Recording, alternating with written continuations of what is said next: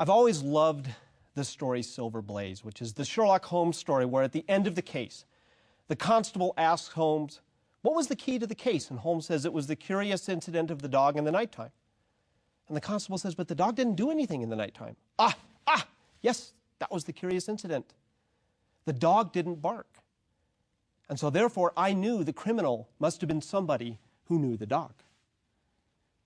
In our research, it is the dogs that do not bark that often give us some of the best clues.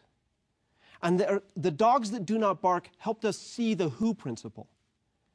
You would think that if you're leading a company from good to great, one of the things you would expect to see, one of the dogs you would expect to bark, is that you would find very motivating and charismatic leaders who could infuse motivation into the troops so that they would go out and do good to great things.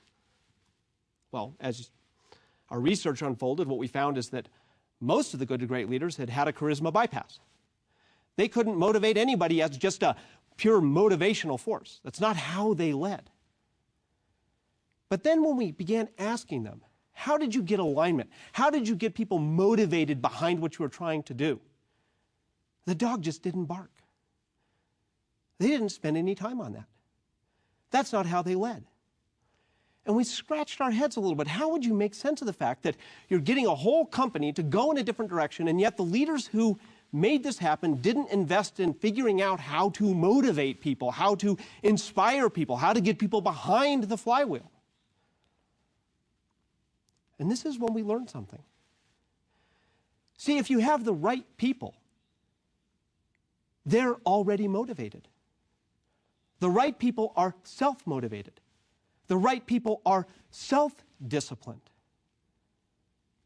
And the challenge of management, the challenge of leadership is not how to figure out how to motivate the wrong people into the right people.